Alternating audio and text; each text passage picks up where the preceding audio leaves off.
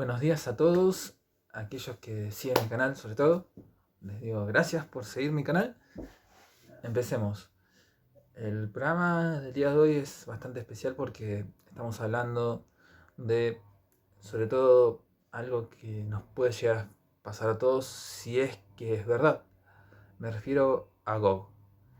GOG es sobre todo, no puedo llegar a decir una profecía, pero sí como mínimo es una advertencia.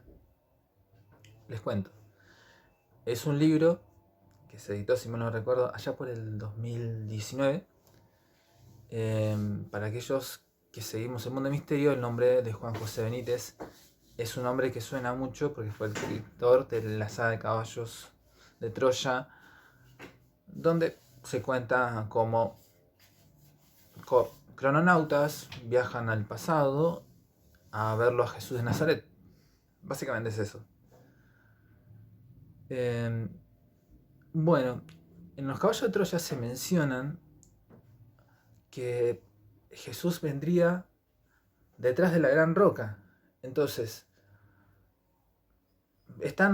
tiene tanto sentido y tanta coherencia lo que pasa en esos libros que uno dice, ok, pero ¿cuál es esa gran roca?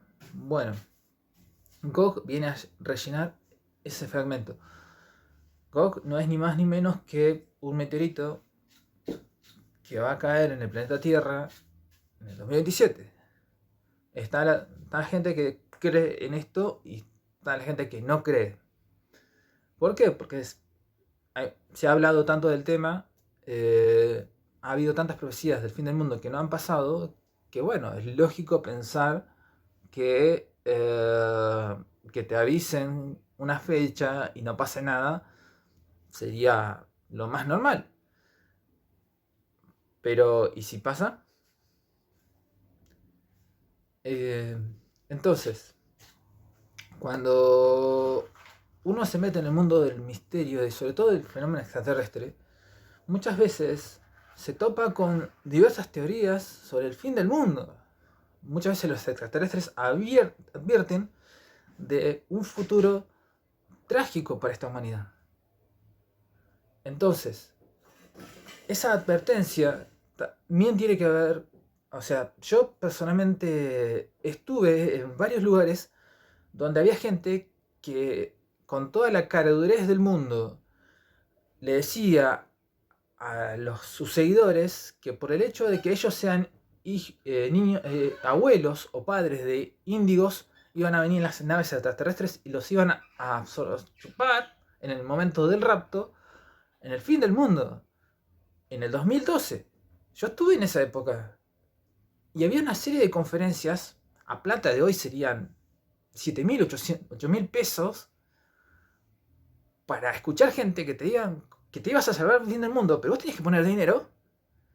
Entonces, habiendo tanto chanta y entendiendo que el miedo es un buen motor de negocio, no me voy a meter demasiado en eso, uno tiene mucho sentido o muchas razones para dudar del tema. El tema está en que luego, curiosamente, en el 2000, a comienzos del 2020, el gobierno de los Estados Unidos hizo un simulacro sobre el fin del mundo, un año después del libro. Pueden buscar la información incluso. Fueron creo que 5 o 6 días pasando por diferentes etapas.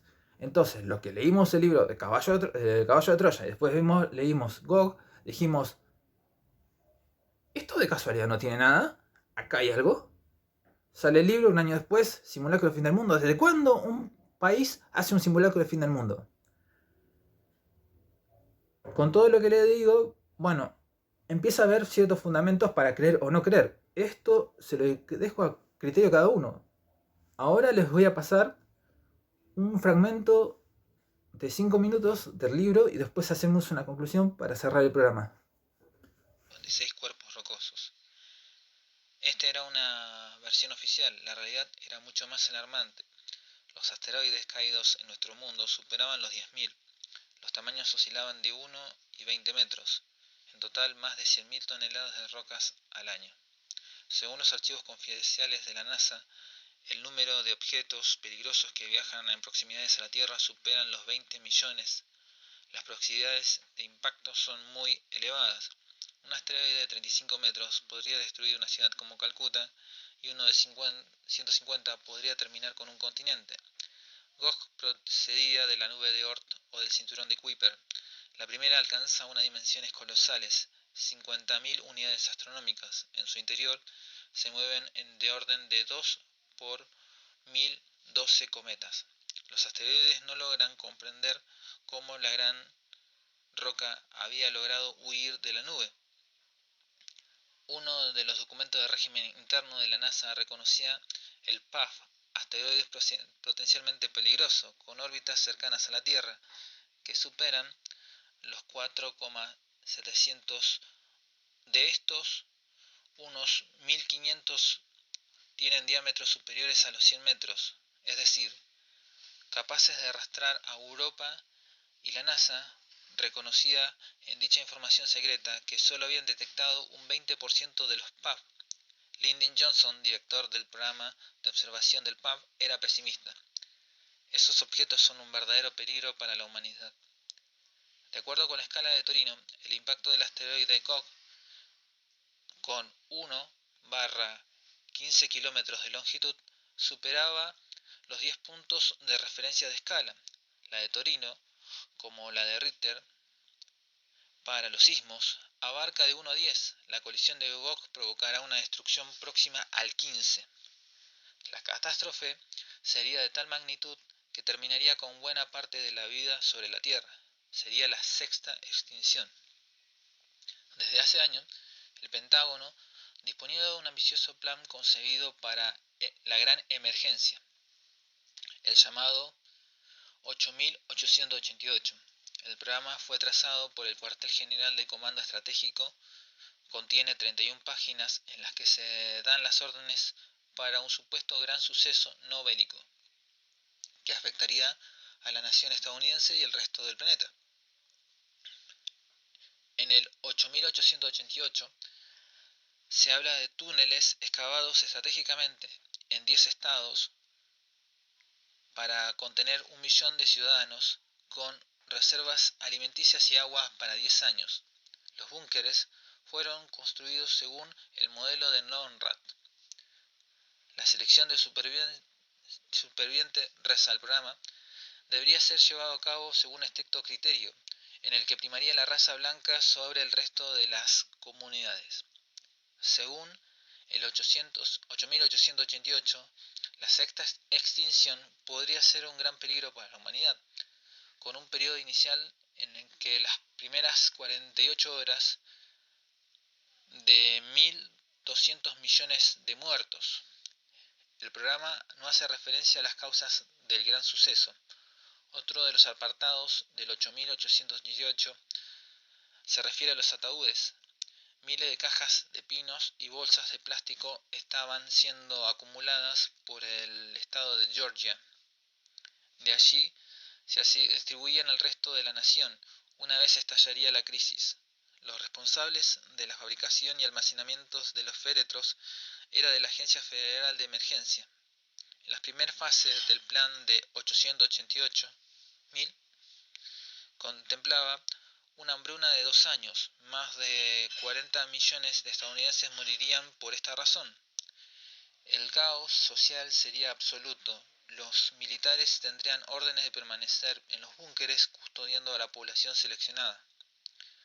Misteriosamente, los bancos de semillas habían multiplicado en todo el mundo. En la actualidad sumaban 1.500 repartidos en 150 países. Esto garantizaba la conservación del 80% de las semillas básicas. El banco Stanberg, en el archipiélago del mismo nombre, en Noruega, era un ejemplo mencionado por todos los informes. La cámara tiene la capacidad para almacenar 4.5 millones de semillas. Hasta las astrofísicas del Cerro Tololo había llegado la información que no era posible confirmar. La NASA había puesto a disposición del Pentágono el gran descubrimiento de los años 70, las 12 puertas dimensionales detectadas en los satélites artificiales.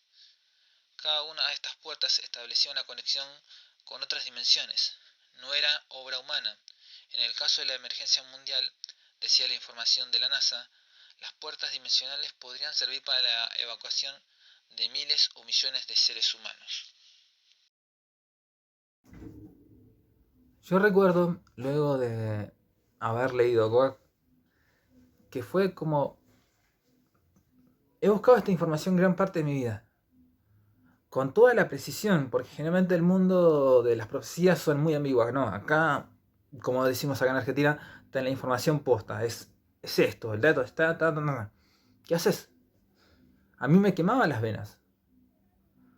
Tenía miedo, no sabía qué. ¿Era esto? Cuando pensás en el futuro, ves un futuro oscuro. No ves esperanza. La civilización no está construida para durar miles de años. Está para acabarse. Lo más rápido posible, en la medida posible. Tristemente. Entonces, uno, luego de leer este libro, por más que sea ficción, decís, acá hay algo de verdad. No es casual toda la información que brinda. Pero yo no me quiero quedar con la tragedia. Me gustaría pensar, o me esfuerzo por pensar, cuando uno encastra esta información con las profecías de Benjamín Solé y Parravicini, que también, a su manera, dice esto, prácticamente lo mismo,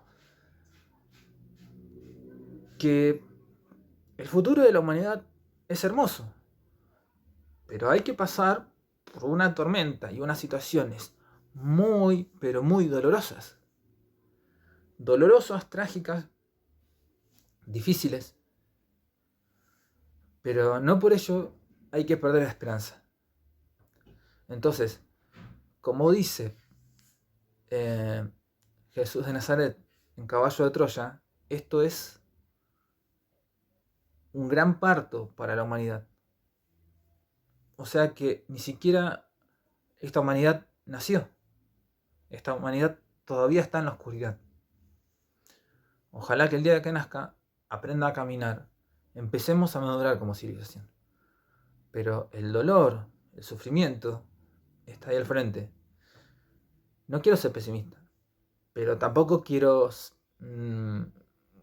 pintarle el color de rosa como suelen hacer muchas personas que están metidos en el misterio. No. Insisto, esto es si es verdad lo que dice Gok. Pero el panorama geopolítico, si lo analizamos, no es muy alentador. Así que hasta el próximo programa, chicos. Bye.